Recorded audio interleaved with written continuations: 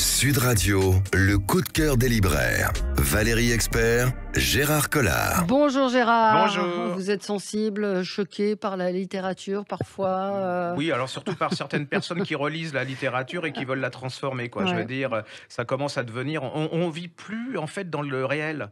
C'est-à-dire qu'on vit comme on voudrait que le réel soit. Et Ouais. c'est pareil pour la littérature, c'est-à-dire qu'on relit les livres tels qu'on voudrait qu'ils aient été écrits en fonction des valeurs qui collent actuelles. à l'actualité. Et c'est voilà. vrai que maintenant, il y a des sensitivity readers, C'est, c'est-à-dire des relecteurs dans les maisons d'édition qui vérifient qu'on on n'insulte pas, on ne vexe pas, on n'offense pas certaines catégories. On l'a vu avec les livres d'Agatha Christie, hein, où on supprime une phrase sur des enfants sales. Ouais, Enfin, c'est assez ça me fait terrifiant. penser, Hein. enfin je vais choquer plein de gens, mais ça me choque tellement. Vous savez, en Iran, il y a un ministère qui s'appelle le ministère du vice et de la vertu. Ouais. Et il y a ces gens, moi je trouve qu'ils pourraient travailler là-dedans parce que c'est des inquisiteurs, c'est la nouvelle inquisition, et tout cela au niveau de la morale, et surtout de leur morale, c'est-à-dire. Et puis c'est surtout que les gens qui ont écrit ça, c'était au 18e, au 19e ou au 20e, début 20e, on n'était pas dans la même époque, on n'avait pas les mêmes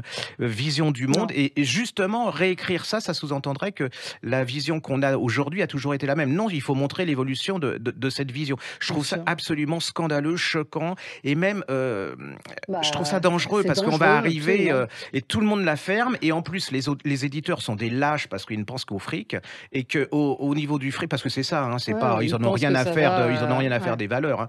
Hein. Quand ils réécrivent ça, c'est pour être tranquille et se dire, je vais en vendre plein, beaucoup, sans problème. Donc ça, je trouve ça absolument scandaleux, et voilà, je vais me faire tuer, mais j'en ai rien à Non, foutre. parce que je pense qu'il y a un moment, il faut dire les choses. Il y avait un grand article dans le Figaro il y a 15 jours sur justement cette littérature jeunesse dont on simplifie le vocabulaire Ah ouais, aussi. c'est absolument Comment incroyable. voulez-vous apprendre aujourd'hui des mots si... Je trouve que c'est un mépris pour les autres, pour les absolument. enfants. Hein. C'est un sacré mépris. Ça veut dire que ça considère on considère qu'ils sont pas capables de lire les. Donc s'il y a ça, c'est qu'il y a un problème quelque part. Relisez le Club des 5 et le Club des 7. Ouais, le club des 5. Alors, on commence avec quoi, Gérard? Eh ben, on va découvrir, enfin, on découvre en ce moment Margaret Kennedy, vous Oui. savez, qui est une immense Ah ouais, écrivain c'était des génial, années ça. 40 et ainsi de suite, anglaise. On a refait paraître Divorce à l'anglaise chez Kay Voltaire. Ouais, Bah, ouais. justement, là. Alors, Ouais. c'est l'histoire d'une Très femme, bien. on est en 1936, hein. C'est d'une femme qui a 37 ans, c'est Betsy. Elle a tout pour réussir. Hein. Elle a une jolie maison, elle a des enfants qu'elle aime. Elle a tout pour être heureuse. Et puis tout d'un coup, elle se rend compte que bah non, enfin pas du tout. Elle n'est pas heureuse du tout. Et elle se dit c'est mon mari, ça fonctionne pas. Et il s'aime plus et elle décide de divorcer. Mais c'est justement là où il faut pas réécrire l'histoire. Bah oui. C'est-à-dire qu'en 1936, quand on veut divorcer, c'est pas comme maintenant. C'est en 1936, c'est un C'est scandale. la même chose. La famille est outrée parce que pour les convenances et ça va pas. Et là, vous allez voir dans ce livre, elle fait parler comment le divorce va faire exploser tous ses amis, sa famille et tout. Ils vont parler, et vous allez comprendre ce qu'était l'époque, ce qu'était que le divorce. Allez-y, c'est super bien traduit. Franchement, j'ai passé un bon moment, puis c'est surtout que ça fait il y a des choses universelles, hein. Franchement, la lâcheté, la place des femmes à l'époque, méchanceté, la ouais. méchanceté, voilà. Donc, et c'est une immense écrivain, et Kay Voltaire est en train de tout rééditer, réédité. et passez pas à côté parce que c'est franchement une grande. Moi, j'avoue que Ouais. je connaissais pas. Hein. Divorce à l'anglaise, et donc Kay Voltaire, et effectivement, c'est une écrivain assez remarquable. remarquable, quoi. Je veux dire, c'est vraiment voilà. Vous parliez de réédition, grand bonheur de retrouver Accès direct à la plage de Jean-Philippe Blondel, Ouais, c'est qui est super. un de nos auteurs français préférés. C'était son premier roman qui était paru en 2003, et il est enfin réédité aux éditions Finitude avec une magnifique couverture. Regardez, vous qui aimez les couvertures, Ouais, c'est superbe. ces personnages, ce peintre de la vie qu'est Jean-Philippe Blondel, avec des gens qui se rencontrent, qui se croisent. C'est l'humain, c'est une... voilà. Moi, je vais le relire. Accès direct à la plage, c'était son très très bonne Ouais. initiative des éditions Finitude. On est ravis de le retrouver. Et là aussi, vous pouvez tout lire de Jean-Philippe Blondel. C'est paru en collection, dans des collections de poche. Vous ne serez pas déçus. On La continue? semaine dernière, il y a Lydie de Bourg-en-Bresse, qu'on va avoir d'ailleurs Oui, dans tout à l'émission, l'heure. là, nous avait parlé d'un roman, d'un polar italien. Ouais. Bah, moi aussi, j'ai mon roman italien, polar. Le tueur aux Et cailloux, ça c'est s'appelait, ouais, et c'est d'Alexandre Robecki. un auteur que j'ai Ouais. découvert. Il y en a un autre de lui qui est paru aux éditions de l'Aube, aux éditions Actes Sud Heu, Pocket. Il s'appelle Mariano Sabatini, ça s'appelle K1 fut le premier chez Actes Sud. Alors, on est à Rome. Alors bon, alors c'est on le dit, ça fait bateau, mais c'est vrai, c'est Rome, quoi. C'est-à-dire le soleil, les glaces, on est assis au café, on regarde les jeunes femmes, enfin ou les jeunes hommes, comme vous ouais, la voulez, Dolce la Vita. Dolce Vita un peu et il y a un tueur absolument, abominable. Lui, il étouffe ses victimes et il leur retire les tatouages, un tatouage chaque fois. Et il y a un inspecteur, alors l'inspecteur il est très rigide, mais il se dit: «Je vais jamais y arriver, Mmh. je vais jamais découvrir», donc il demande à un journaliste de l'aider et en donnant dans ses journaux certaines, révélations. Est-ce que ça va marcher? Est-ce que le journaliste va accepter? Est-ce que son journal va accepter? Je suis pas sûr que le journal accepte, vous allez voir, c'est tout un Ouais, un processus, hein. et là commence, un polar qui va à 100 à l'heure et c'est un excellentissime écrivain, hein. Je veux dire, la traduction, je ne sais pas qui a traduit ça, mais s'il écrit aussi bien que la traduction, voilà. Alors redites le titre? Alors ça s'appelle, Qu'un fut le premier chez Actes Sud de Mariano Sabatini. Voilà, c'est Rome et puis alors l'intrigue, moi Ouais. je ne comprenais pas Où il où ça voulait allait en déboucher, venir, oui, voilà. et puis d'un autre côté, j'ai Vous été êtes accroché en vous disant: «Mais comment il ouais, va s'en sortir? Comment ça va puis avancer?» j'ai pris un coup de soleil, j'avais chaud tellement il décrit bien Rome sous la canicule, et puis c'est l'Italie, enfin on le sent, Mmh. enfin moi je suis plutôt espagnol, mais Oui. l'Italie là je le ressens et c'est plein d'humour, puis c'est à la fois dur, il décrit bien le choc pour les parents, pour les allez-y, c'est vraiment une merveille. Vient de paraître également, puisque vous parlez d'Actes Sud, Connemara de Nicolas Mathieu. Moi, je l'ai découvert il y a pas très longtemps, cet auteur, qui avait publié Les enfants après eux, qui Oui. était un livre magnifique. Et là, vous retrouvez dans Connemara ces thèmes de prédilection, le temps qui passe, l'adolescence, les rapports de classe. Et c'est franchement un écrivain majeur pour moi, Nicolas Mathieu. Et vous aviez chez Folio un bouquin que vous aviez adoré qui s'appelait La Via. Ah oui, oui, Ah, faut que je oui, fasse oui, votre oui, boulot oui, quand même, faut hein, c'est un non, non, mais c'est parce que vous parliez d'Actes Sud, donc ouais, voilà, c'est Actes Sud poche, Connemara, Nicolas Mathieu. Là aussi, si vous ne l'aviez pas lu en grand format, ça vient de c'est super, paraître hein. en poche et c'est un type qui a un regard, incroyable quand même sur l'époque, sur le travail, sur, les rapports encore une fois de classe, un peu de nostalgie. Oui, puisqu'on était dans l'Italie, Appia de Paolo Rumise. Alors c'est un livre que vous picorez aussi, dans lequel vous pouvez Ah, aller. c'est C'est vieille de 23 siècles, longue de 612 kilomètres, la Via Appia qui relie Rome à la Méditerranée. Et c'est dans ce voyage que vous emmène Paolo Rumis. Ça vient de paraître chez Folio. C'est les Romains, c'est de l'histoire, c'est de la géographie, c'est de la culture, c'est le vin. Vous voyez, j'ouvre au hasard le vin de Falerne. C'est cette via que vous suivez pas à pas ouais. avec lui et qui vous emmène sur l'histoire incroyable de cette route essentielle de l'Italie, hein. Et oui, et quand vous allez chez votre libraire, vous demandez un guide, Ouais. demandez-lui, s'il n'a pas un roman ou un livre comme ça pour accompagner votre guide parce que généralement, ça va vous changer votre, Le voyage, ouais. ouais, absolument et vous même ça peut vous donner des idées en lisant le roman ou des choses comme ça. Ça c'est une merveille, Là, hein. c'est magnifique, hein, Ah ouais, pour ça ceux c'est qui une aiment merveille. l'Italie, pour pénétrer, pour comprendre comment les Romains ont pu travailler, comment c'est fait. C'est magnifique, la transhumance. Enfin bon, ça s'appelle Appia, Paolo Rumis, c'est chez Folio. Alors, on continue? Alors on se fait alors je suis pas spécialiste Oui. franchement, c'est Bon, pas mon truc, alors hein, c'est pas ma taisez-vous. came, Stephen King. Non mais Oui. Stephen King, c'est pas voilà, puis je trouve qu'il se vend tellement tout seul que bon, il a pas besoin de notre aide, hein. Et là vient de paraître et j'ai un ami qui m'a dit: «Il faut absolument que tu lises ça parce que c'est vraiment, c'est son chef-d'œuvre». Alors bon, je me méfie quand les gens disent c'est Ouais. comme moi quand je dis: «C'est le Ouais. chef-d'œuvre», je me méfie donc on est dans voilà, un peu hyperbole, et ça s'appelle Contes de fées chez Albin Michel. Et en fin de compte, je suis tombé complètement, bah, je me suis fait avoir, hein. Vous avez l'histoire il y a un Charlie, c'est un petit garçon de 17 Ouais. ans, un orphelin, ses parents sont morts dans un accident de voiture. Il y a un vieil homme aussi et puis il y a un vieux chien, Radar. Et là va commencer, alors ce qui m'énerve, c'est que je me suis fait avoir parce que on est dans le réel et puis on va partir dans le fantastique, et je vais être passionné. Enfin, vous serez passionné par l'histoire de ce trio. Et alors, c'est surtout, là, je fais un peu un télo, mais c'est un hommage aussi à tous ceux qui ont été très importants pour Stephen King, pour tout ce qu'il a écrit. Alors, par contre, moi, j'étais passionné quand j'étais gamin de Lovecraft, qui était bien c'est sûr. un immense écrivain, hein, qui a des trucs, le mythe de Cthulhu, bah, j'ai frissonné, ça m'a c'était. terrorisé. Il y a et Edgar Rice Burroughs, c'est Tarzan.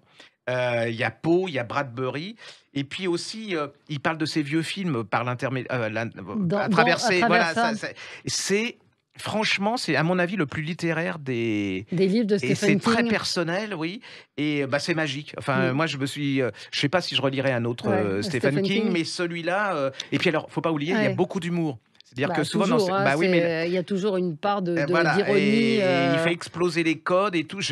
Allez-y, si vous avez jamais lu de King, Mais c'est pas ce que vous allez pas retrouver le Stephen King forcément des choses c'est pas de Christie, l'horreur, non, c'est pas ça. Misery Non, et non. autres. Là, C'est un peu c'est un lui, petit hein, peu parce différent. qu'il raconte l'accident de voiture et les souffrances de l'accident de voiture, parce qu'on sait très bien qu'il a eu un accident de voiture et que ça a changé sa vie. Sa vie. Allez-y, c'est vraiment, à mon avis, c'est le plus littéraire dans le sens de référence qu'il a écrit. Conte de fées, c'est paru chez Albin Michel, Stephen King, c'est conseillé donc par Gérard Collard.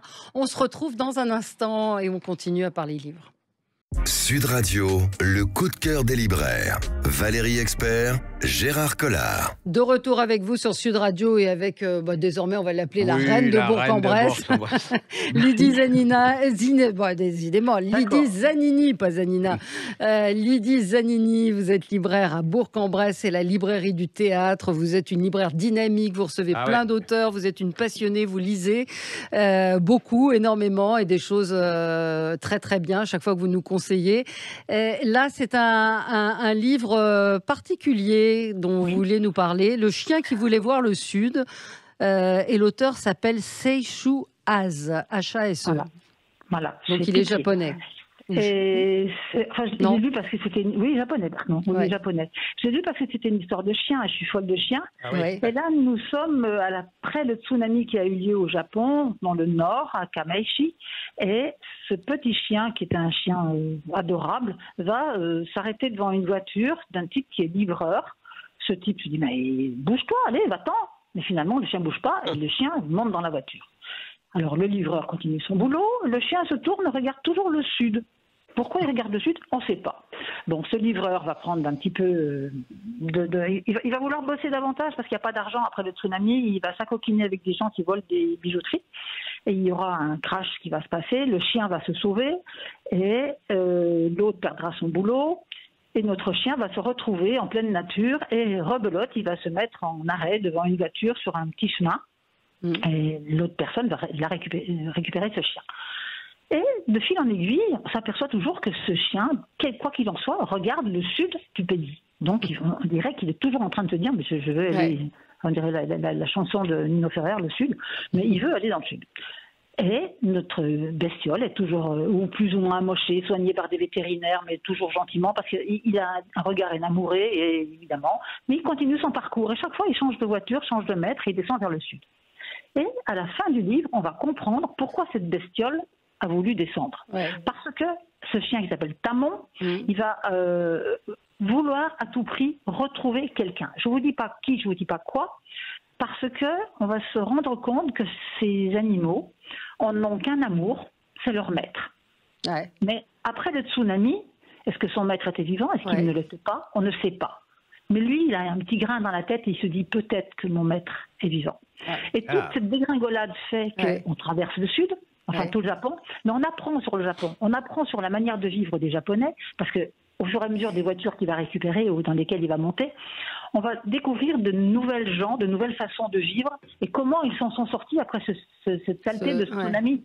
Et c'est un bonheur. Ce livre vous réconcilie avec la vie et vous dit que profitez du moment présent. C'est beau.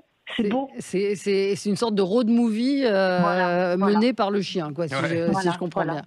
Donc, il sera un ange gardien pour tous les gens qu'il va rencontrer, mais c'est sublime. Voilà, allez-y. Ouais, très beau, très beau message. Et ça s'appelle Le chien qui voulait voir le Sud. L'auteur s'appelle Seishu Hase, Hase. C'est aux éditions Piquet. Merci à vous, Lydie. Merci. Bon dimanche. Au revoir. Eh ben, on parle du Japon. Vous voyez le sens de la propos. Je ne savais pas que Lydie allait parler du Japon, mais j'ai reçu ce petit livre pour enfants qui s'appelle Minusculette et les petits fantômes japonais. Kimiko et Christine Davenier.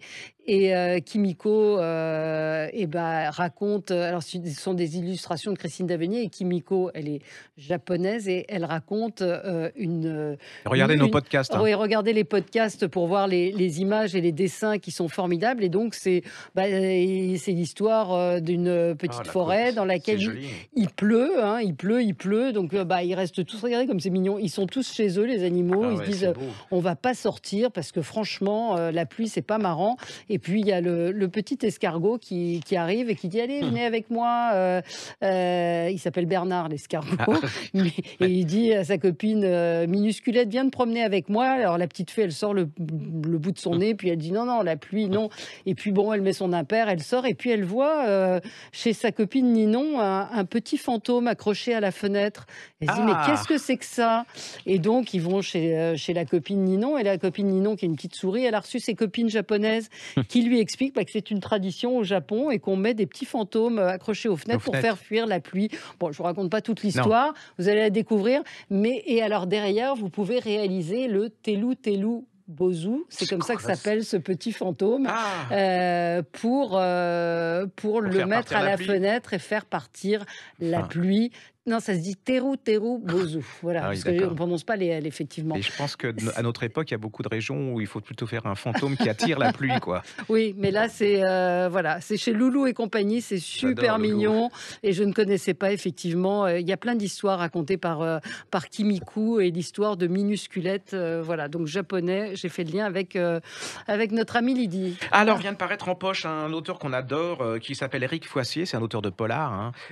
C'est Le fantôme du vicaire. En fait, ça, c'est le tome 2. Le premier était déjà paru en poche du Bureau des affaires occultes. Ouais. Alors, c'est l'inspecteur Valentin Verne. J'adore. Vous êtes sous la période de la monarchie de Juillet. C'est 1830 par là. Alors, le deuxième, vous avez tout. Alors, vous avez un médium, des pouvoirs extra-lucides, une morte que l'on veut ressusciter, un aristo qui est très riche. Et en fait, il est tellement doué que moi, les fantômes, c'est pas tellement mon truc. Et vous y croyez, quoi. Vous dites, mais qu'est-ce qu'il y a derrière? Et lui, il est justement chargé de voir l'arnaque. Pourquoi il se passe ça? Sur quoi ça va déboucher? Alors, les rebondissements, ça va à 100 à l'heure. Et puis, c'est surtout, ça explique cette période. C'est-à-dire que 1830, on ne connaît pas trop. Déjà, remarquez, 1999, pour certains, c'est déjà l'éternité. Donc, c'est plein d'humour, c'est très bien fait. Je ne sais pas s'il ne va pas y avoir une série télé, parce que là, c'est vraiment tellement... Vous êtes dedans, quoi. Je veux dire, c'est comme Jean-François Parot avec Le Floch. Ça vaut une série télé avec des épisodes et des saisons. Allez-y, ne passez pas à côté. C'est un des nouveaux grands du polar historique. Ça s'appelle Le fantôme du vicaire d'Éric Foissier en livre de poche. J'en parle très mal, mais c'est l'image. Non, vous en parlez bien. C'est le contraire du bouquin, parce que le bouquin est absolument génial. Allez, on va partir en Espagne maintenant, après le Japon. Avec prononciation espagnole qui est vraiment légendaire de Juan Gómez Jurado. Juan Gómez Jurado. Alors, j'avais été... Ça s'appelle Louve Noire et c'est paru chez Fleuve Noir. Voilà. Alors, le premier, faut lire le premier. Parce Reine que Rouge. On peut lire celui-là sans avoir lu le précédent. Oui, bien sûr, ils vont présenter, mais c'est plus sympa. Parce qu'il y a les deux inspecteurs qui sont mieux présentés. Alors, c'est une cellule un peu particulière. Elle est faite pour, résoudre des énigmes, déjà qu'il ne faut pas trop donner au public et puis qu'on n'arrive pas à résoudre. Alors, il y a une inspectrice qui est complètement... elle s'appelle Antonia Scott. Alors, elle, c'est incroyable parce que vous demandez comment elle résout les enquêtes et au fur et à mesure du... Alors, le premier, c'est un truc assez bizarre. C'est un assassin qui s'en prend aux héritiers des grosses fortunes espagnoles. Mais apparemment, c'est pas pour le fric et c'est pas un sadique. Et là, vous allez voir le C'est coup. quoi, comme des crimes gratuits? Bah ouais, Ouais. je vais pas vous le répondre parce que je vais me faire insulter Ah en non. disant que j'ai tout dit. Et donc, alors, tout est dans la résolution du. Du meurtre? Mais c'est surtout, j'ai adoré, c'est les deux. Les deux- Ah ouais, c'est les deux improbable. enquêtrices, ouais. Le type, il est d'une patience d'ange. Elle, moi, par moments, elle m'énerve, mais elle est d'une intelligence et d'une brillance incroyable. Voilà. Et alors, dans le nouveau, dans La Louve Noire, on parle d'une tueuse à gages à la solde de la mafia russe. Voilà. Et alors, il y a le trésorier de cette mafia qui est assassiné et sa femme a disparu. Et donc le couple là, d'inspecteurs, est chargé de retrouver cette femme à tout prix. Le problème, c'est que là-dedans, il y a une autre qui est engagée par la mafia russe, une tueuse, pour tuer cette femme. Et Ouais. c'est La course mais poursuite, c'est lequel va arriver en premier à retrouver la voilà, femme. mais alors le truc, c'est que vous allez découvrir, par exemple, que la lutte, il y a les Russes, ils tiennent la prostitution dans la mafia espagnole. Il y a la drogue, c'est tenu par les Marocains, et les Albanais, c'est le vol. Et vous avez une vision de l'Espagne, de cette mafia qui, moi, je ne connaissais pas du tout, qui est terrifiante. Hein. C'est vraiment le pays est découpé, est découpé entre ces trois personnes. Ça va à 1000 à l'heure. Franchement, en plus, il y a une bande son. Il y a des chansons que je connaissais pas. Moi, je me suis fait la bande son. Hein. J'ai été voir, ouais. Ça, j'aime bien. Et puis, vous êtes en Andalousie, hein, c'est ça, c'est vraiment l'Espagne. Il fait très chaud. Oui, il fait très chaud. Faites gaffe à vos fesses parce que là, ça tire dans tous les côtés. Il n'y a pas qu'à Marseille. Hein. C'est vraiment, j'ai vraiment adoré. Donc, ça s'appelle Louve Noire. Il s'appelle Juan Gomez Jurado. Ouais. Oui, bon, d'accord. Voilà, ça vient de paraître. Et puis, il est lycée Reine Rouge pour faire la connaissance de ces deux, oui, ces deux flics. Et c'est en poche, hein, vous prenez et les ça deux. existe en poche. Ouais, allez, vous prenez les deux. Pas... Le petit dernier, alors, le petit livre dernier, pour enfants. ça s'appelle Même les girafes dansent. Ah oui, très mignon. C'est chez... C'est chez Gauthier Langros. Voilà. Et en fait, c'est voilà. Crois en tes rêves et tout devient possible. Alors les illustrations, moi j'adore, puis j'adore les girafes. Hein, ouais. Donc et en fait c'est l'histoire d'une girafe. Elle est toute complexée parce qu'elle sait pas danser. Et chaque fois il y a un bal et alors ils dansent tous mieux. Elle essaye de danser, tout le monde se fout de sa tête. Et puis un jour elle rencontre une luciole, je crois, et qui va lui apprendre. Ouais, il va jouer un morceau de musique et là. Elle devient une génie de la danse. Et là, tous les autres, ils vont être vénères et plein d'admiration. Et en fait, l'histoire, c'est de dire aux enfants, croyez en vos rêves. Ça a l'air cucu comme ça, mais c'est pas... C'est pas parce que vous êtes une grande girafe que vous pouvez pas faire des choses danser et qu'il y a des choses qui sont peut-être adaptées justement à ce que vous savez faire. Voilà, c'est pas parce que je suis tout petit et malingre, enfin pas trop, que je pourrais pas être sumo. Donc, si je... Pourquoi vous essayez la semaine prochaine? Oui, je vous dirai, je vais faire une vidéo sur mon inscription. Elle est trop mignonne cette girafe. J'ai adoré, je trouve que c'est très mignon. Alors, Gilles Andréae et Guy Parker-Rhys, ça s'appelle Même les girafes dansent. Très joli livre pour enfants chez Gauthier Langros. On a fini. C'est génial. Et voilà, j'espère qu'on vous a donné envie de lire. Lisez, ça vous aide à penser à autre chose, à vous évader, à sortir de la grisaille. Et puis, il y a plein de livres en poche qui ne coûtent pas très cher. Non. Donc, allez-y, comme dirait Gérard Collard. Merci Gérard. Merci, et on Valérie se retrouve Expert. la semaine prochaine. Sud Radio, le coup de cœur des libraires. Valérie Expert, Gérard Collard.